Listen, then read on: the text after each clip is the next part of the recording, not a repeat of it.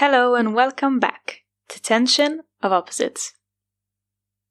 I feel like I need to start with an apology because I said that this was going to be a part 1, part 2 type thing, and it seems quite clear as I'm recording right now that there's no way that this can be only 2 parts. Namely because the first episode I spent 57 minutes just to explain a little bit of the backstory, and 3 weeks. I don't know how I was thinking that I would be able to then just talk about the entire year abroad in one episode. Because I want to keep it short for now. This is my version of short, by the way. Don't expect episodes that are ever going to be less than an hour. I like to talk a lot, but here we are. I've been really loving the feedback so far. I haven't really shared this podcast publicly, so right now it's just a deal of friends and family that are listening to it, and it's interesting. Some people didn't know that I had done the year abroad, some people didn't know that I had such a rocky start, and even my family, they didn't really remember certain details, even I had to go look them up. Before, it was just a matter of creating finally this thing that has been in my head, and now it's something that has been published, listened to. I've had feedback about it, expectations for the next episode, so I think I'm just a bit more in this self-conscious space. I really want to do something that can give this whole idea and experience justice. I really wanted to put forward that particular moment of the year abroad, which I don't really know even how I feel about it. The idea that when I think about my entire year abroad, that is the first thing that comes to mind, something that virtually lasted only 3 weeks, and that was a rocky start because it was a rocky start. It's weird that that's the thing that's always going to stick in my mind when I think about the year abroad, to then think that I went on to have a quote-unquote normal year, like everybody else did, with its ups and downs, but I remember in the beginning I felt a lot of resentment towards that. Especially when I had moved, I was in the process of moving families, I was thinking, okay, had I not chosen that family, would I have had a better year? Would I have found a better family? Would I have been in a different place? Would I have been in that state, in that family, which was the one that I had been dreaming about for so long? I was really scared that if I hadn't accepted this family, how much time would have passed until I would have found another family? So I felt pressured to do that in a sense. But then at the same time, nothing was done with malicious intent. I think I have more of irritation towards the coordinator.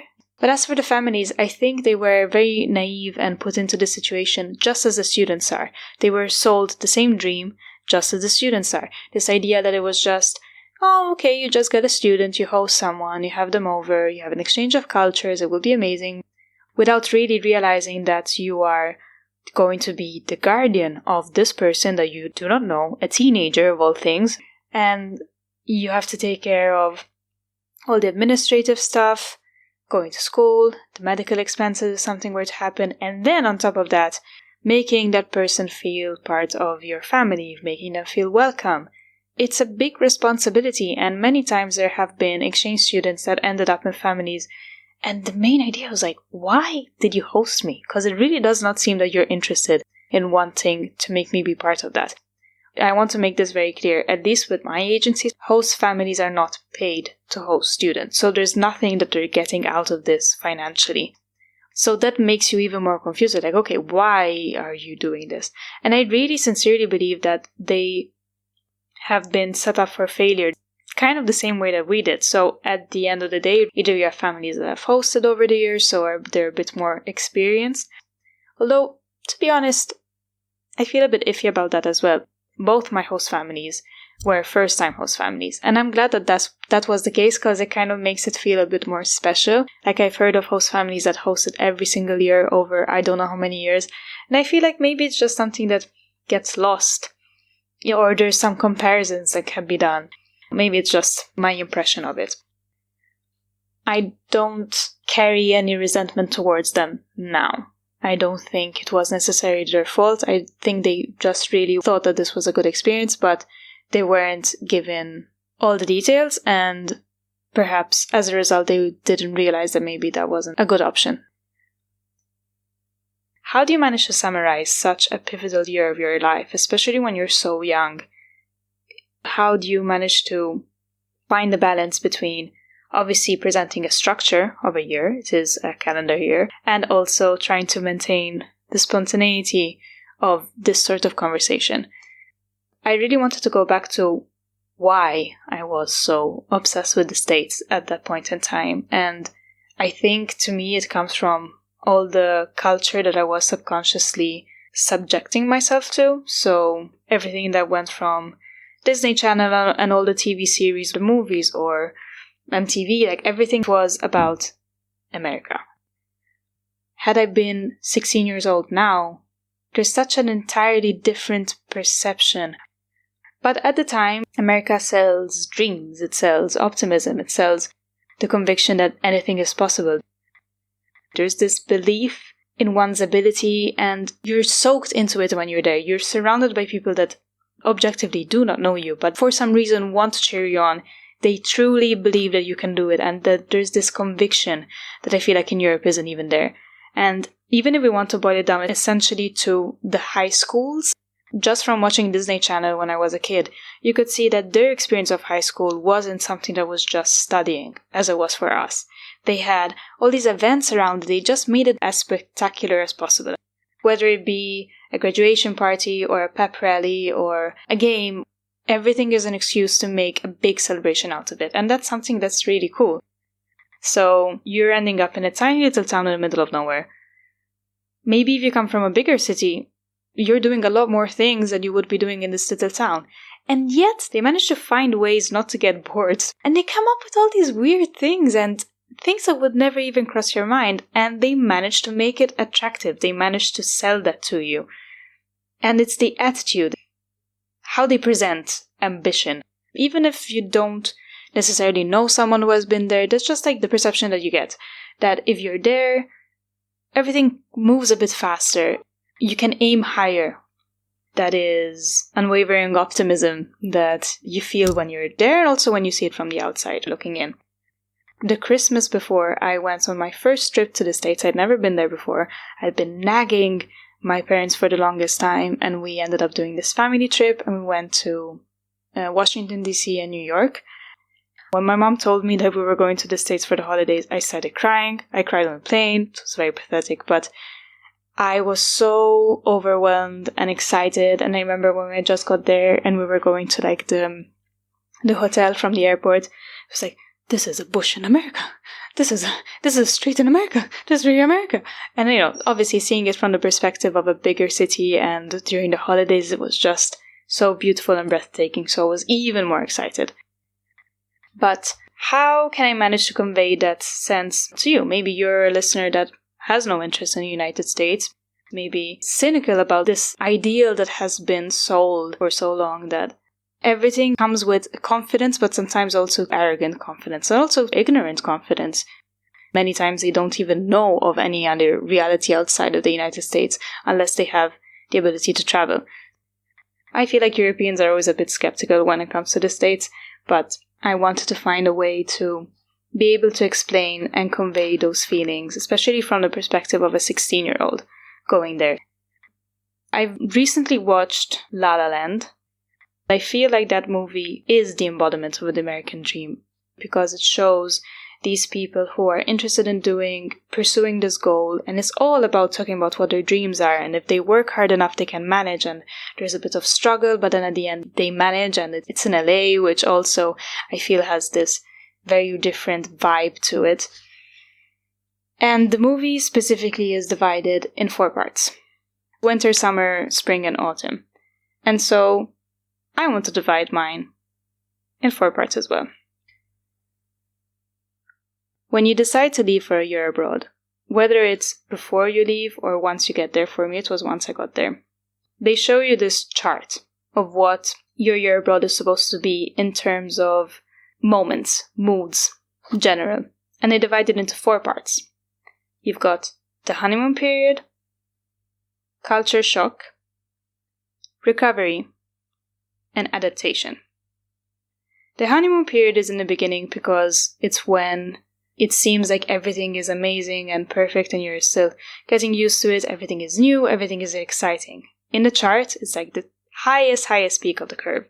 And it's for more or less around the first 2 to 3 months.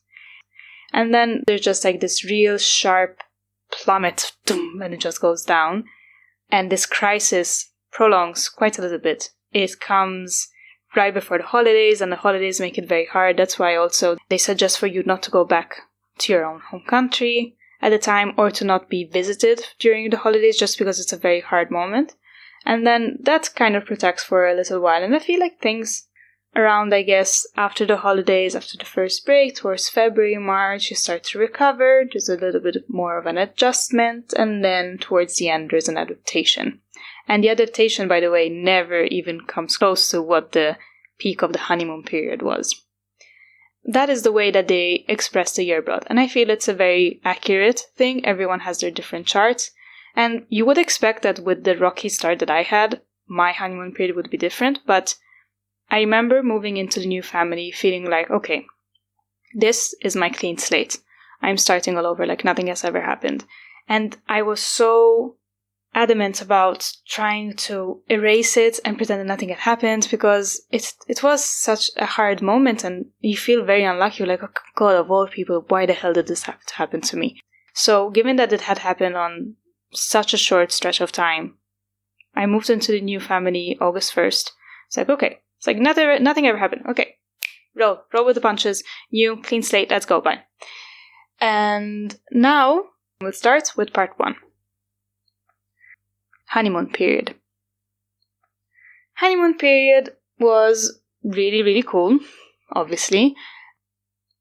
At that time, I wasn't very much, I think, settling into the family. I don't have many memories of the family the first month. I was just so completely involved in the school and interested in by what was going on, and everyone was interested in me, that I wasn't really paying attention. To me, the first month, given what I had been through before, it was just like, okay, this family seems cool.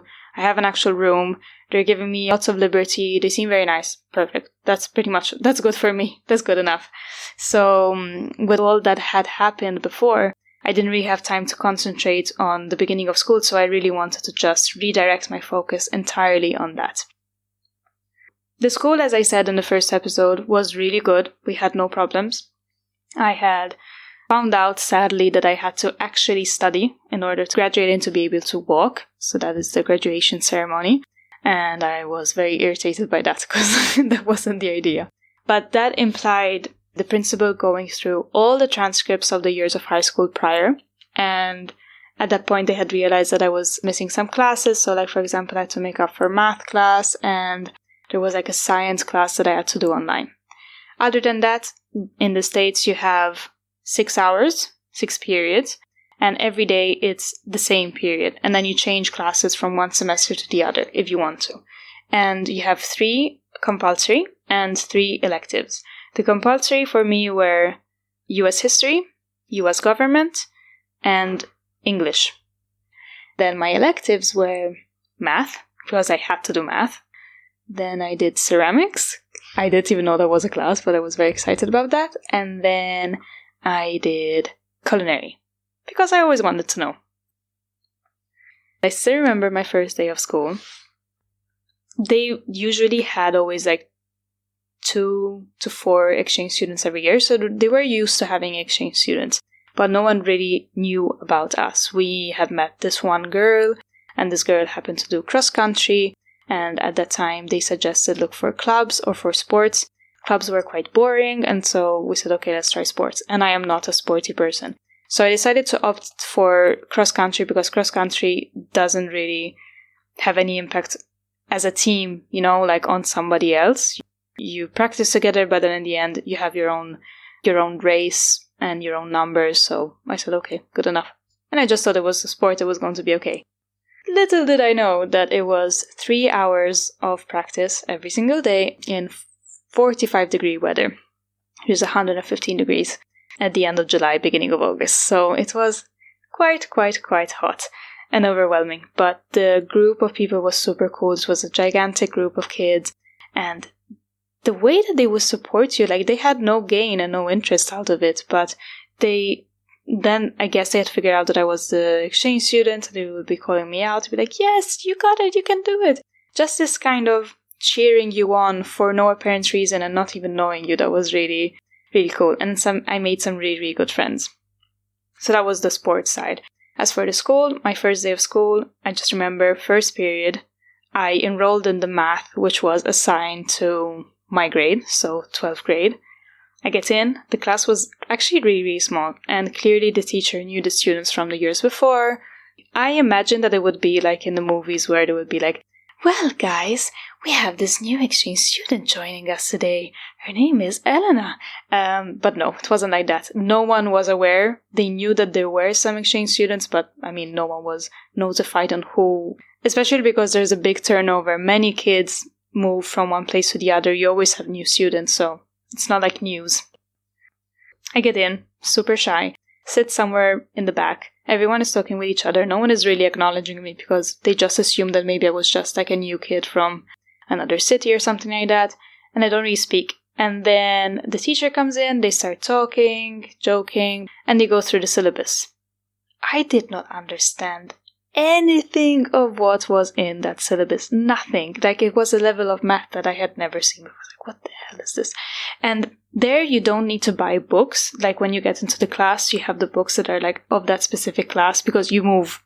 So the kids would be moving around and going into that class specifically. And I was looking through this textbook and I did not understand anything of what was written on there. It goes through the syllabus and so on. And then towards the end of the class, I think someone looks at me, she's like, okay, so where are you from? And then I just said, yeah, I'm the new exchange student. And then out of nowhere, just like, click. Everyone turns around and they're like, oh, you're the exchange student. And it's like there's a shift in their mind as soon as there's something that's novelty. Everyone took interest into me. Oh, where are you from? How long are you staying? Oh my god, that's so cool. I love your accent. And you immediately switch into this mode where you are the new thing. And that's really how it feels like. It doesn't really feel like you are being recognized as you. Like, I wasn't Elena. I was the exchange student. The new thing, the different thing. And so in the beginning, I was a bit on a high from that because the amount of questions, of interest, of comments, everyone thought you were like the coolest thing ever because many also never have traveled outside of the United States. So for them, it's really something that I had never seen before. You become a bit like a celebrity. As soon as I get out of my first class, I switch classes to like junior level algebra because I didn't understand anything of what that math class was. And then my second period was ceramics. And I loved it from the second I got in. The teacher was super nice. Basically, ceramics is actually super interesting in terms of doing something practical, but you're pretty much cracking jokes for an hour. And at that point, there were some kids from the first period that had carried on to the second period. So they were like, oh, the conversation continued. And so other people would hear and they would listen and they would ask other questions. And at that point, I was the only exchange student in these classes. And so all the attention was on me. To be honest, that's how it felt for pretty much the first month that I was there. That you are, oh my god, how cool.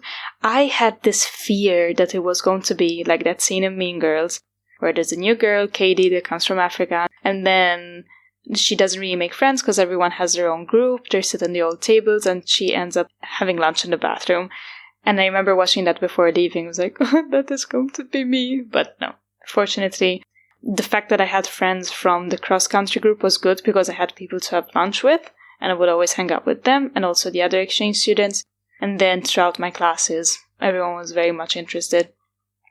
It's cool because you always end up meeting people of different grades, so that was super interesting as well. So I was really enjoying it, especially in the beginning. Everything seemed to be going well. And then obviously I was also getting used to the new host family. With the dad, we just clicked from the beginning. Especially because he used to take care more of like the taking us to school and so on, because the mom had very long shifts. And so he would be taking us to school, picking us up, and all that. So we had all these drives that we'd be doing all the time. Just making jokes. I was very shy. But yeah, it was never an issue for him. He was exactly one of those people that he could strike up a conversation with anyone. Whether we be going grocery shopping and you're at the counter. Also, that is something that is very different. Like, at least in my home country, things that are like administrative, There's more a culture of customer service that is very different compared to ours. So you are encouraged to be like, hey, and how are you doing today? How's it going? And you end up having an actual conversation with someone. Maybe when you're in line at the grocery store, there's just this there's a bigger sense of comfort when you are interacting with strangers that we don't have. At least in my country, it's maybe a sense of being a bit more defensive or just keeping to yourself. You don't really trust someone that you do not know. Whereas there, you're always speaking and interacting with someone that you don't know. And sometimes you will maybe meet someone that makes you feel a bit more uncomfortable, but it's just in general, you are very caught off guard because you're always having interactions, whether you want to actually give a compliment to someone or someone is saying something at you. I was very thrown off by it in the beginning because, okay, why are you interacting with me? I do not know you. Or it's saying something on the street while you're walking, be like, hey, I love your hair. Like, really, it can be any kind of conversation. So I remember I was very overwhelmed by that. And then also they are very overwhelming in general. Like, they're all over the place. Everyone is just joking. Everyone is hyped. There is no, how can I say, levels to get to know someone. The goal is that you've had an interaction that you can say that there is a connection and you can say, okay, I have been in touch with this person. I know who this person is. I placed her on the map, kind of. Going from that, where you wouldn't really have very deep conversations, to someone that just walks up to you and asks you like the most like intimate or random thing, it really throws you off course. And then at the same time, you need to know how to react in a way that doesn't seem defensive. And I am very defensive, because then it would also automatically move to like, oh yeah, come on, it was just a joke, or like, why are you so sensitive? It feels like no one can really get butthurt by something, because if you do, then you're the quote-unquote loser, because you're offended by that. You understand certain dynamics, and you try to be careful, because it's kind of like you convey a sense of easiness, and then at the same time also you need to be able to roll with the punches at the same time. You have a lot of interactions. Everyone is super nice, super friendly, the friendliest people I've ever met. But then at the same time, you're a bit thrown off by the fact that it is essentially very superficial conversations with people who sometimes also jump real quick to some intense things. It goes deep with a comment or with a suggestion or with a question, and then kind of like then it moves to superficial again. All this when you are 16, you are in high school, you don't know anyone, so your aim is to make as many friends as possible. And it feels like the idea of like a reputation comes very quickly. There is more independence, like there isn't that need to have to conform. It's not that much like in the movies, maybe because my school was quite small, so you didn't really have the jocks, the popular kids. You had some people who were part of that, but it wasn't as divided in sectors as you would see in your usual American movies. Nobody really cares, but at the same time, there is like this general standard of opinion that is created, and then sometimes people have ideas of you and they haven't even met you, so there are these blurred lines. All in all, this is still part of the honeymoon period. Everything is still going well. I'm just very overwhelmed because usually I am very shy, I'm very to myself, no one is super interested in me. And then I get into this dynamic where I feel like I'm the most famous person and everyone wants to know me and meet me, and I feel amazing. I feel so hot. I remember that. I feel like I was like, I am the coolest kid, everyone wants to meet me, everyone loves me, loves my accent. And this was pretty much for the beginning. I would say, yeah, so beginning of August, then end of August there was my birthday, and that was the first like interaction more with my family. I was still more focused on what am I going to do with my friends? How am I going to celebrate with my friends rather than my family? But then my family also was super sweet and they bought me gifts. And I remember that day was the first time that I ever celebrated, my birthday away from home, and I didn't know what to expect. And even in that case, they didn't have to do anything for me. And yet, when I get to the school, I find these cookies like in the class with like balloons and a note from this girl that was from cross country. And then I go to another class and I have some other balloons and some other gifts from a girl from another thing. And then I go to lunch and someone had like bought a piñata or something. And then we had cross country practice. Everyone said, it's Alena's birthday, like applause. I do understand the high that you get from saying that you know all these people. Walking, especially when you're in high school there, you have to walk from like one building to the other. and you're always saying hi to someone, you're always meeting someone is always inviting you to do something, to sit to lunch with them. I remember in the beginning, I had this sense of like, okay, I have made some good friends, but I want to meet as many people as possible. This person wants me for lunch? Yes. This person wants to go out to the movies? Yes. Like, I wanted to do everything with everyone, and I just felt like super all over the place, but I wanted to take advantage. There's like this fear of missing out. Okay, but what if I go to this person and that person, I could meet that person, and then who knows, and like maybe through that person who I meet, like you don't know where to look, because there's so much stimuli, there's so many people that are interested in you. So we get to September, everything goes great. I have my first race with cross country. In the meantime, I was getting sick a lot. I was getting desert allergies. I was always going to practice, but I was always finding an excuse not to go to the races, because the races were like 5 kilometers in the desert, and I had no strength for that. But I remember doing my first race. I think it was my first and only race in September, and that was super, super cool. Exams come about for like the first midterm, and the results are quite decent. And then we get to fall break. The good thing about a school term starting so early on, 22nd of July, is that you have so many breaks in between. That was from end of September to beginning of October, more or less, mid-October. And at that time, I was getting a bit more comfortable with the family, but I did realize that I was having quite a few clashes with the mom. I don't really know why specifically, because we didn't really have much interaction. She would be coming home very late, and then her expectations were more around what I needed to do in the house. So I had to take care of my own room, of cleaning the bathroom, doing my laundry. Everything that was my thing, I used to clean and I used to take care of, which I appreciated. Like, it was my level of responsibilities and chores. But it was a bit complicated in the beginning because it didn't evolve as naturally as it did with the host dad. But then also at the same time, I spent much, much, much less time with the mom. So I think the mom wasn't fully convinced about the year abroad. It was clearly an idea of the dad. And to the dad, they had presented it as, there's this kid that doesn't have a place to stay. Can you give him a place to stay? He was okay with that, but I don't think it was her idea to begin with. So I think she was just trying to understand what was going on as well. And in the beginning, we had a bit of clashes, more for practical things. Like, you didn't clean this, you didn't take care of this, you didn't do that. So then I realized, okay, in my head, what I need to do to kind of like get her approval is do the cleaning and do all the practical things that she expects. And I remember there was this one day that I started deep cleaning everything, and I showed her, and she was so happy, and I was like, okay, yes. But we didn't have time to get to really know each other, and I think she was also noticing that with the dad, instead, there was this relationship that kept developing. We just really got along well, and I was getting less shy, and he was always making jokes, and we were always teasing each other. We had a really good vibe. And with the kids also, but I mean, the kids were 8 and 1.5 years old, so not really developing that much of a relationship. I just remember how cool. I mean, I'm the youngest of 5, and I ended up being the elder sister. At that time, they were supposed to go to Mexico. And I wasn't included in that simply because bureaucratically also, it was something that had been organized before I came, before they knew of my existence and they had chosen me as an exchange student.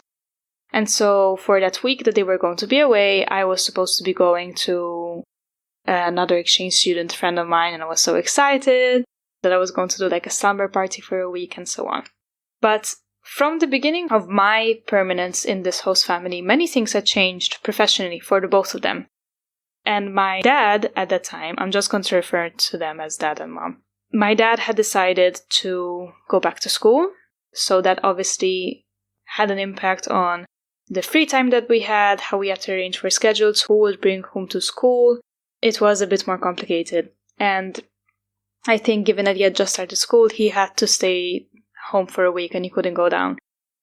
So it was suggested that I might go with them. And I remember I wasn't really having any direct interaction with the mom at the time. There wasn't really anything going on. She didn't really have time to focus on me because she was so overwhelmed between the work and the babies. And then when she would come home, the things that she would be noticing would be things that weren't things that I was doing. And so then when there would be a confrontation, the confrontation wouldn't be so much with me specifically, So there was a bit of tension between us. But I mean, I didn't really know what to do at that point. I had never been in a situation like that. But then for this specific trip, she came up to me and she said, listen, I will be going to Mexico with the kids. Would you like to come with me? I think it would be really cool. And I remember feeling so excited. Firstly, because I would get to travel and that would be amazing. And then I thought, okay, this is my chance. If I spend a week with her, it's going to be one-on-one and will be amazing. We will get so much closer. So I really wanted to do it. Everything was arranged last second, but we managed to get it done and we leave for Mexico. We leave for Mexico. We do it all by car. Her family lives in the north of Mexico. And when we got there, the trip itself was very weird because, again, we went from 0 to 10 hours in the car with 2 babies. We had a stopover in Phoenix because they had family living there. I think we got very distracted because then once we got to Phoenix, we had interactions with her family. Once we got to Mexico, we had interactions with her family. So we had other buffers, in a sense. Get to Mexico. It was so beautiful. The border, when you get into Mexico, no checks, nothing. On the way back, they kept us for like an hour. They opened every single thing. There was a problem with my passport because apparently I didn't have this piece of paper that stated I don't know what with my visa. And I was risking like not getting back in. It was a mess. Everything changes. The scenery changes. The music changes. The signs, the language obviously. And I had studied it in high school. The family was the most welcoming family I have ever found myself in contact with. But a different kind of welcoming. The American welcoming is still a very nice welcoming, but it's still more individualistic. In Mexico, I felt that sense of belonging, but more in the sense of a community. In a sense that was a lot more familiar to me as well. But I remember from like the second that I stepped foot into that house, everyone treated me as I was their granddaughter, as I was part of their family, and it was beautiful. I had such an amazing time there. I got to meet her mom, I got to meet her siblings, and with her siblings, they were quite close in age. They were younger than the mom. And we used to stay out all night talking about things, and the conversations that we would be having with them were very different from the conversations that I had up until that point in the States. In the States, it was still more questions that were more towards me, who I am, what I like. There in Mexico, we were talking about the condition of the US military. What's the difference between the medical health service in Mexico compared to the States? The corruption or the people that were getting killed.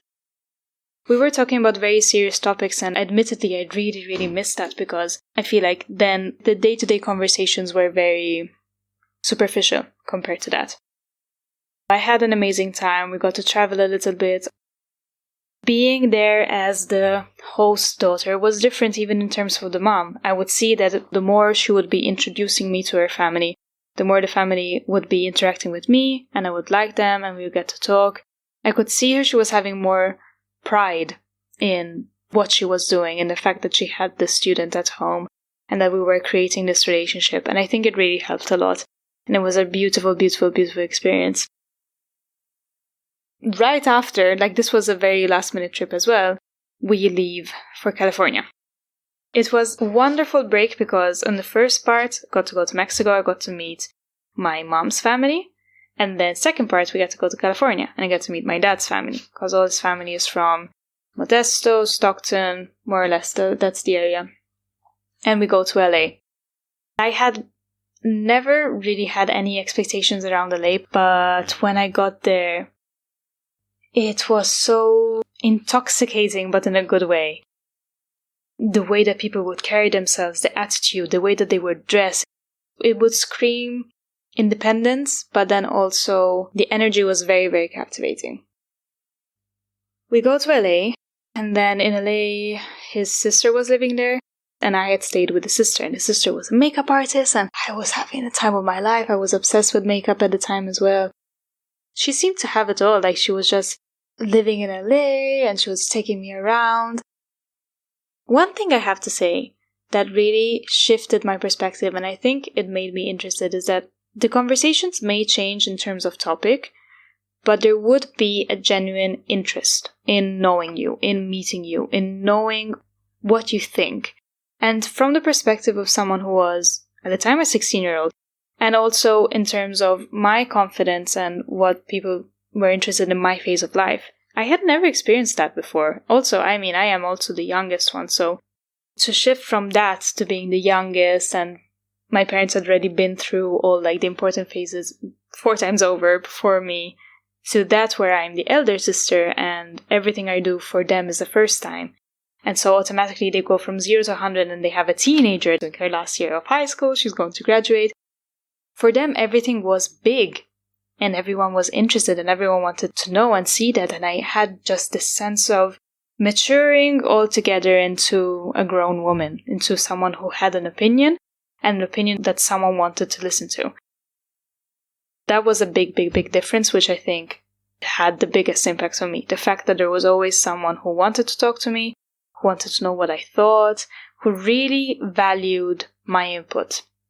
And that is something very special, and I feel that this should be brought forward everywhere.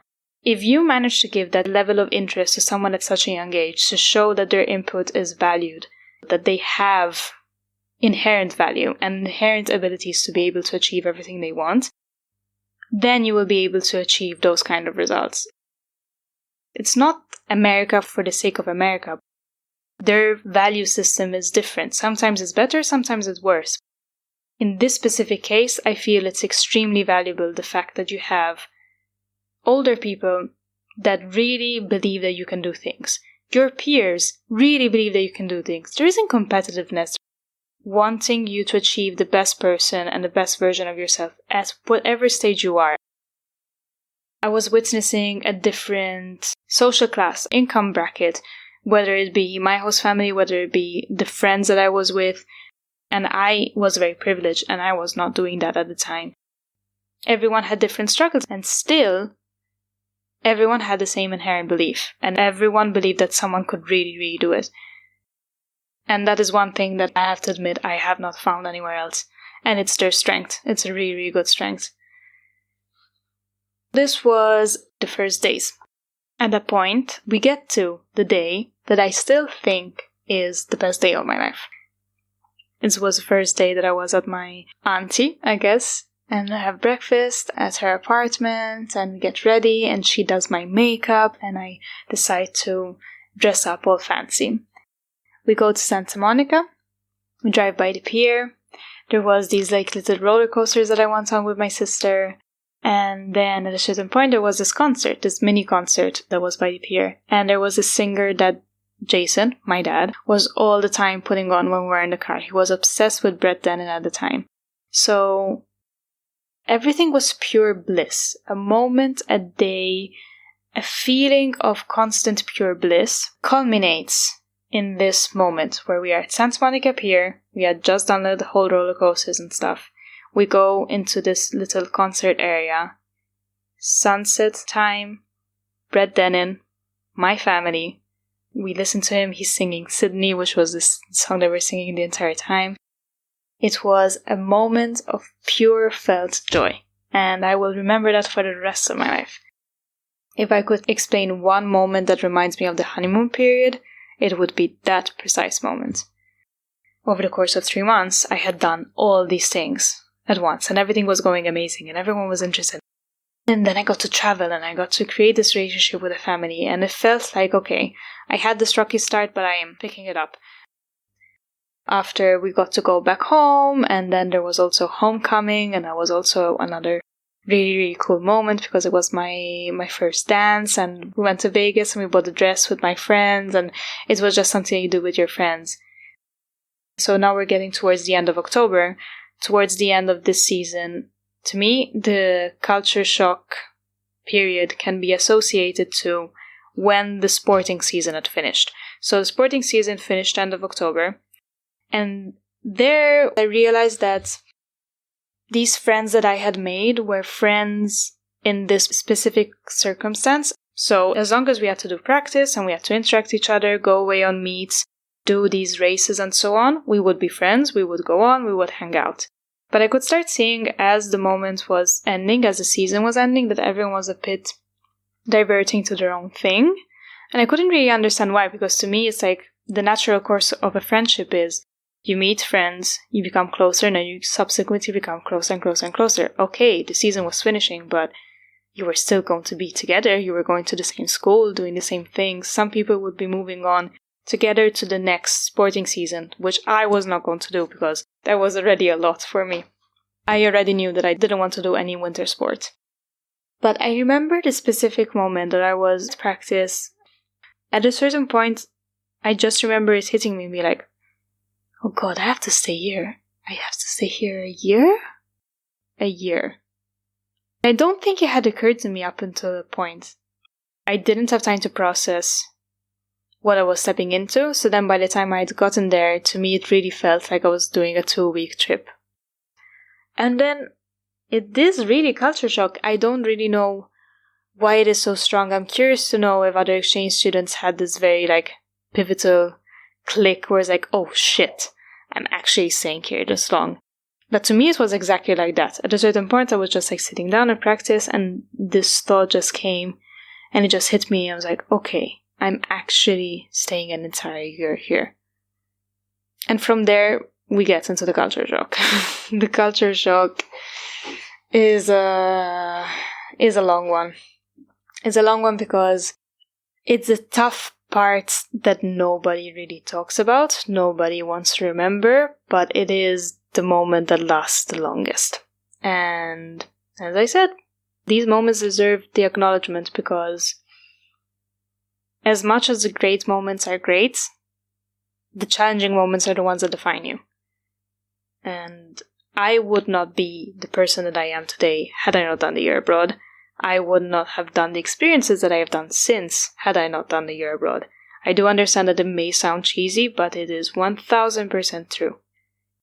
To think who I would be today had I not done the year abroad kind of scares me. I had all these things that were thrown at me. Some were not very nice, especially in the culture shock / crisis, because it's a real full-on crisis, internal crisis, at such a young age without any support system. Still, being able to emerge from that is what I'm carrying to this day. And nobody can take that away from me. I think progressively I will be able to cover bigger time periods, especially because the harder moments are a bit more difficult to explain. And I think the most interesting one to explain. The honeymoon period is a blissful moment that we can start with. If there's any exchange students that are listening to this, please let me know what your experience was like. I have recently had friends that have met up and they have done the exchange year when I had done it. And I just found it such an interesting coincidence that right now they're meeting when I was reminiscing on all these moments. But I'm talking to a lot of former exchange students and many things are popping up. Has this year had the same impact on you as I feel it has had on me? Do you think that if you wouldn't have done that year abroad, pretty much everything would have been the same? What are the things that after all these years you are really carrying with you? That's what I'm really interested in hearing. I think I will leave it at that. I hope you enjoyed the show and see you next time.